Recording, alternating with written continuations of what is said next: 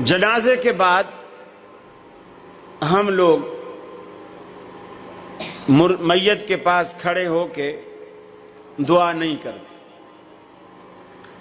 عموماً لوگ کرتے ہیں چونکہ جنازہ ان کا آدھا منٹ کا ہوتا ہے. اللہ اکبر اللہ اکبر اللہ اکبر السلام علیکم ورحمۃ اللہ السلام علیکم. کیا پڑھا ہے کیا نہیں پڑھا ہے کسی کو پتہ نہیں ہے. اور وہ دعائیں جو الحمدللہ اہل حدیث پڑھتے ہیں اس کا تو سوال ہی پیدا نہیں ہوتا. وہ کبھی ہمارے جنازوں میں پھنس جائیں تو وہ کہتے ہیں یار ایسا بھی جنازہ ہوتا ہے ایسا بھی جنازہ ہوتا ہے. ایک شخص کراچی میں فوت ہوا, وہ اہل حدیث تھا. اس کے خاندان والے دوسرے طبقے کے تھے, جو ان کے بیٹے بھائی وغیرہ میمن برادری سے اس کا تعلق تھا. وہ خود اہل حدیث تھا. نمازیں میرے پیچھے پڑھتا تھا, جمعہ میرے پیچھے پڑھتا تھا. وہ فوت ہو گیا تو کچھ جماعتی ساتھیوں نے کہا بھی تمہارا ابا اہل حدیث تھا تو جنازہ اس کا اہل حدیث مسجد میں ہونا چاہیے. بچے چونکہ سارے دوسرے تھے, وہ گرین چینل والے, تو وہ کہنے لگے نہیں وہ ہماری فلاں مسجد میں ہوگا. پھر آخر انہیں سمجھایا کہ تمہارا باپ ساری زندگی ادھر نماز پڑھتا رہا اور اس عقیدے کا تھا, تو انہوں نے یہ طے کیا کہ جی جنازہ ہماری مسجد میں ہوگا, پڑھائے گا تمہارا مولوی. ہم نے کہا یہ اور اچھی بات ہے, یہ تو اور اچھی بات ہے. جنازہ انہی کی مسجد میں رکھ دیا. مجھے لے گئے جنازہ پڑھانے کے لیے.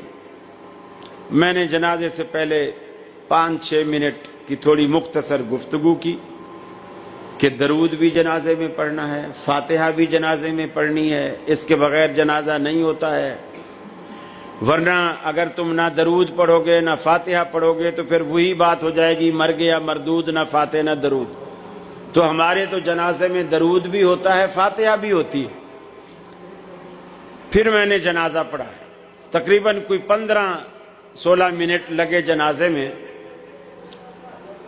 وہ کہنے لگے کہ ہمیں پتہ ہی آج چلا ہے کہ جنازہ ہوتا کیا ہے, جنازہ ہوتا کیا ہے.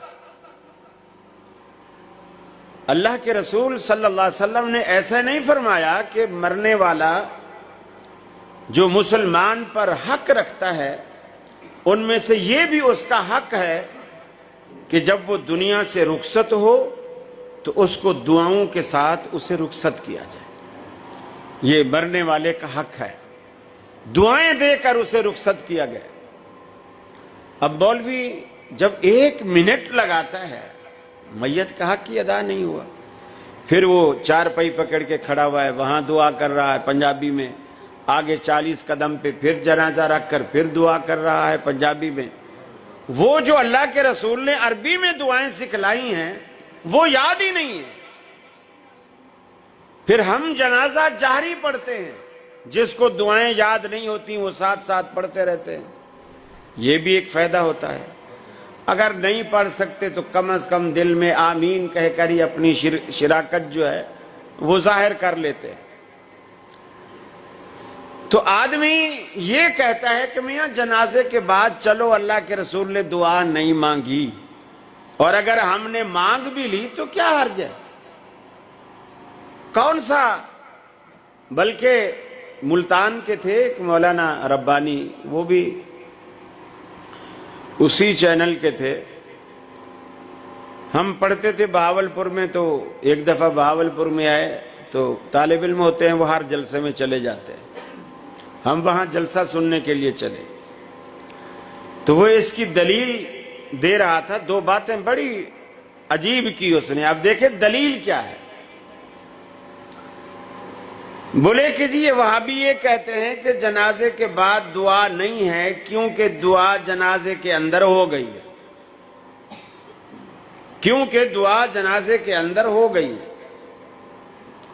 یہ مسئلہ کر کے کہتا ہے تم سالن پکاؤ، وہاں بھی مولوی کی دعوت کرو، سالن میں مرچیں زیادہ ڈالو، شوربے میں مرچیں زیادہ ڈالو۔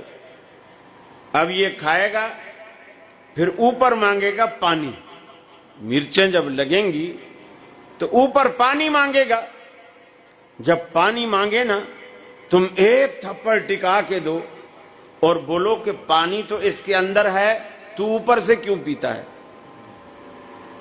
جب دعا جنازے میں ہے اور اوپر سے نہیں مانگی جا سکتی، تو پانی تو شوربے میں ہے، پھر اوپر سے کیوں پیتا ہے؟ تو لوگ کہتے تھے سبحان اللہ سبحان اللہ۔